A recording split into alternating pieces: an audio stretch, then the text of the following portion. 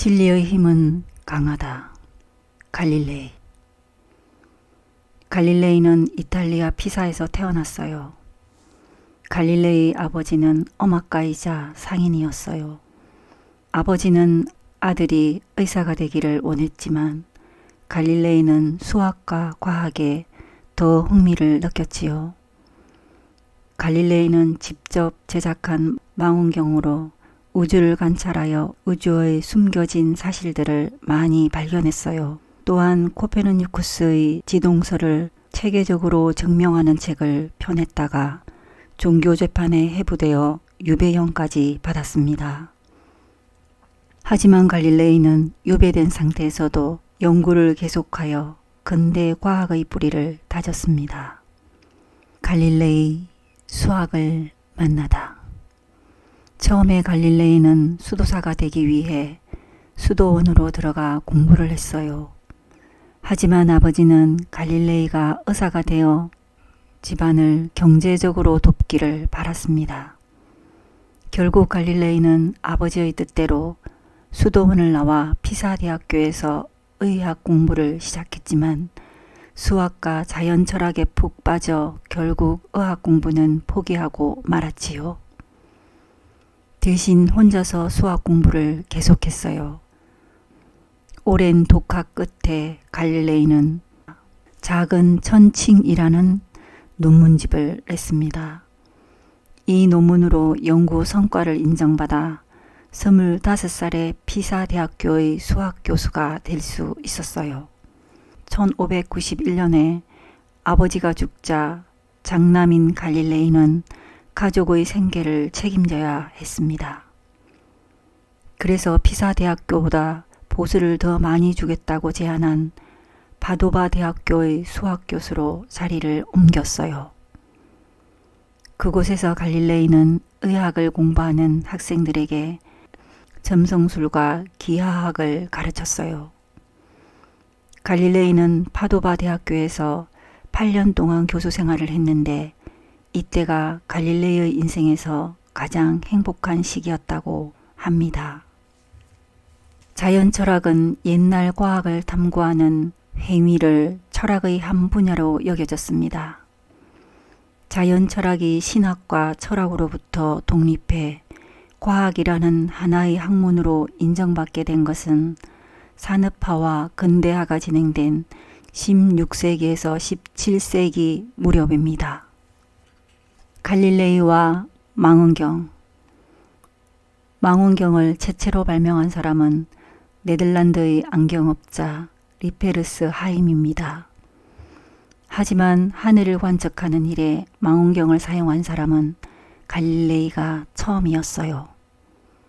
갈릴레이가 직접 제작하여 사용한 망원경은 지금의 값싼 천체 망원경보다도 성능이 좋지 않았습니다.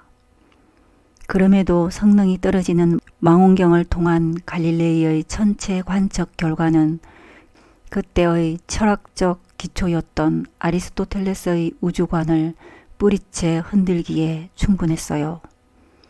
1609년 갈릴레이는 기존의 망원경보다 렌즈의 성능을 훨씬 향상시킨 망원경으로 밤하늘을 관측하여 12월과 1월 불과 2달 사이에 수많은 새로운 발견을 했어요.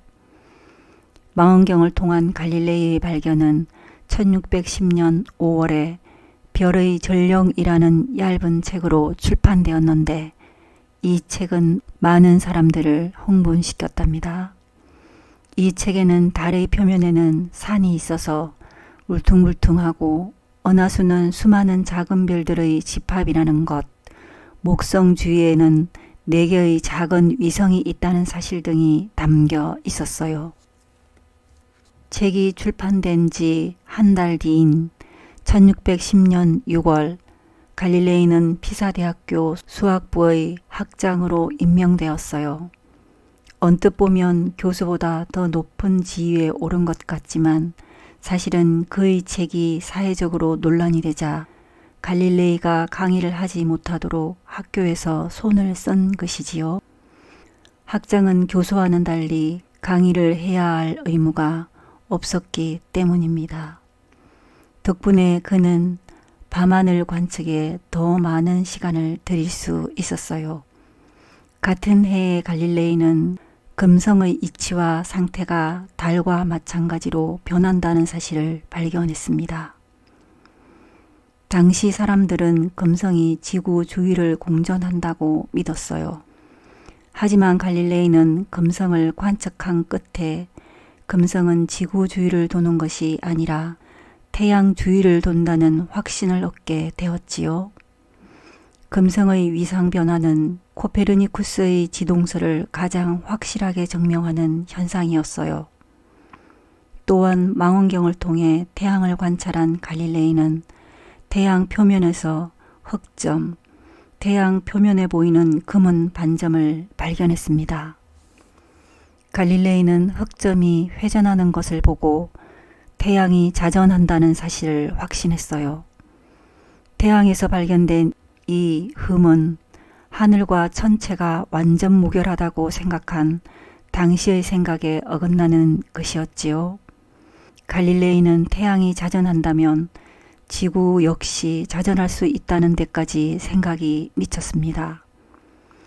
망원경을 통해 하늘을 관찰한 갈릴레이의 주장은 엄청나게 파격적이었습니다.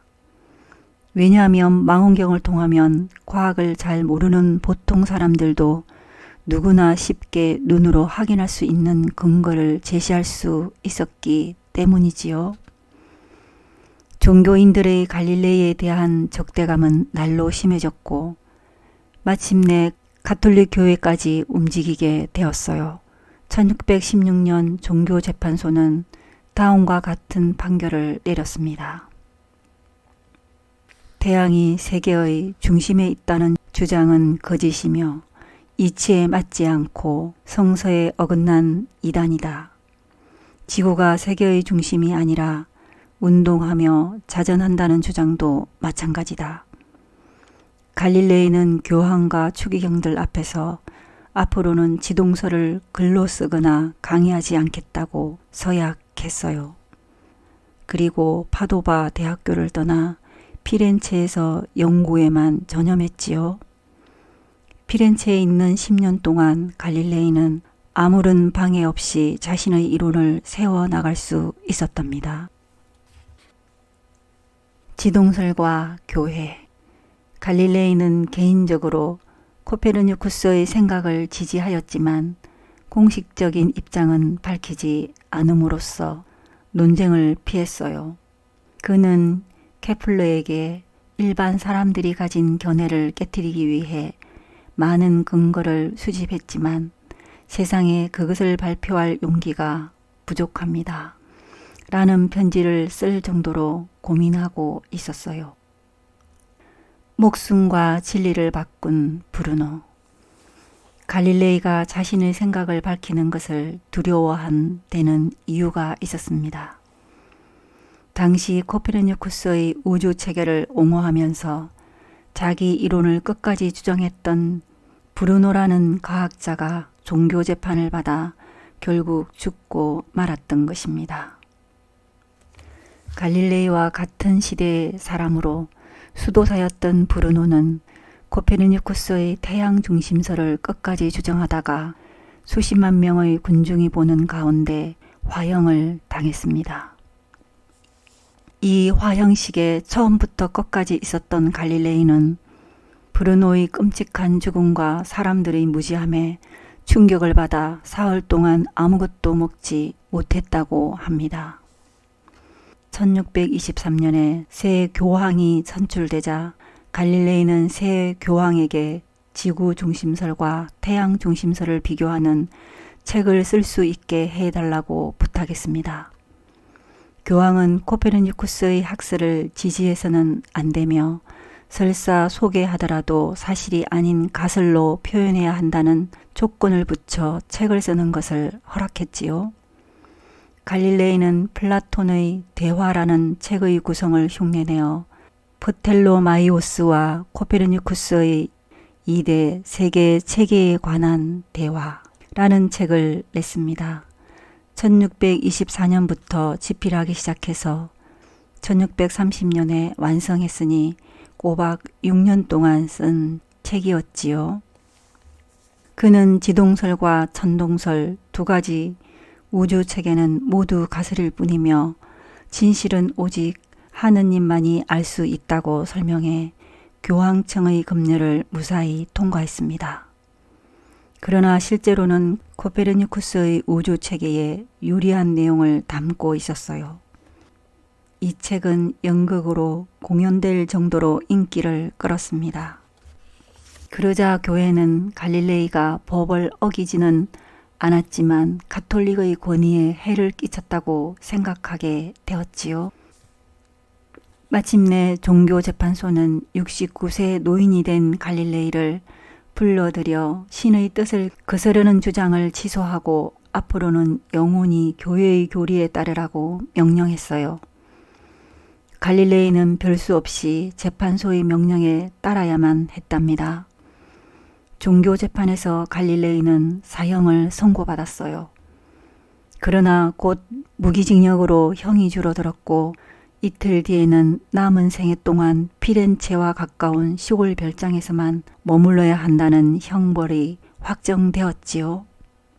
관성의 기초를 만들다. 심한 눈병으로 시력을 잃어가면서도 갈릴레이는 연구와 글쓰기를 멈추지 않았습니다.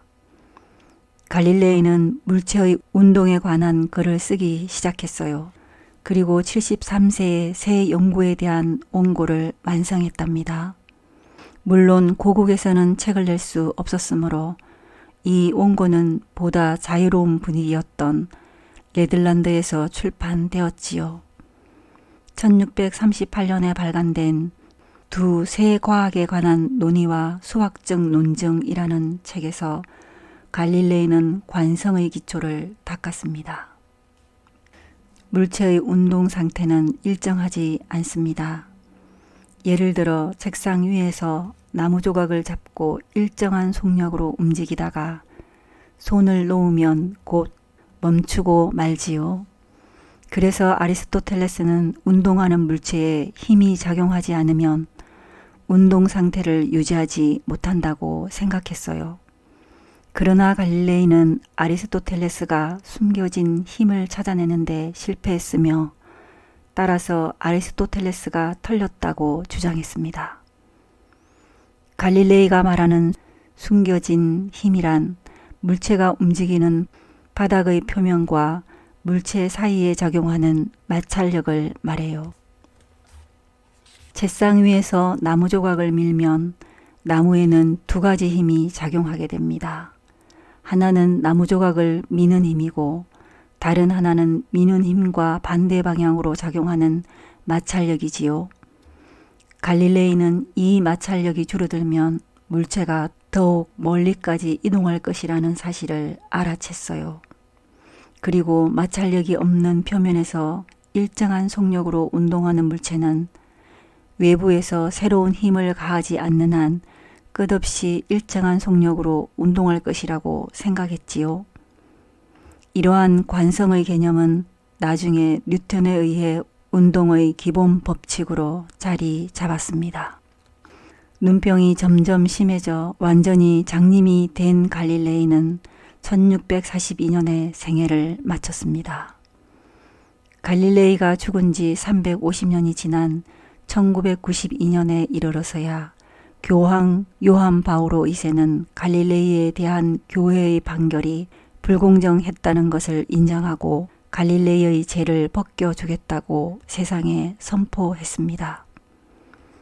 갈릴레이는 진리는 어떤 권위에 의해서도 부정될 수 없으며 결국에는 승리한다는 것을 증명한 것입니다. 기묘하게도 갈릴레이가 세상을 떠나던 해 영국의 한 지방에서는 갈릴레이가 시작한 과학의 혁명을 완성할 뉴턴이 태어났답니다. 피사의 사탑. 이탈리아에 있는 피사의 사탑은 기울어져 있는 탑으로 유명해요. 피사의 사탑은 처음에는 현재 높이의 약 2배인 110m의 탑으로 계획되었지만 3층이 완성될 무렵부터 약한 지반 때문에 탑이 기울어지기 시작해 계획을 수정했습니다. 그 뒤 몇 번이나 공사를 중단하고 수학자와 건축가가 동원해 고민했지만 결국 기울어짐을 해결하지 못한 채 그대로 쌓아 나갔습니다. 이런 과정을 거쳐 1174년에 만들기 시작해 1350년에 완성된 피사의 사탑은 매년 1mm씩 남쪽으로 기울어지고 있습니다. 피사의 사탑은 갈릴레이가 낙하 실험을 한 장소로도 유명합니다. 무거운 물체일수록 빨리 떨어진다는 아리스토텔레스의 이론이 잘못되었다는 것을 보여주기 위해 갈릴레이는 직접 피사의 사탑에 올라가 무게가 10배가 차이 나는 철공 2개를 떨어뜨렸는데 두 철공이 동시에 떨어진다는 것을 많은 사람들에게 보여주었다는 것입니다. 그러나 이 실험을 갈릴레이가 직접 하지 않았다는 설도 있어요. 당시 아리스토텔레스의 이론은 가톨릭 교회의 권위와 마찬가지였는데 갈릴레이가 일부러 사람들 앞에서 이런 실험을 하여 교회의 심기를 건드리지 않았을 거라는 말이지요.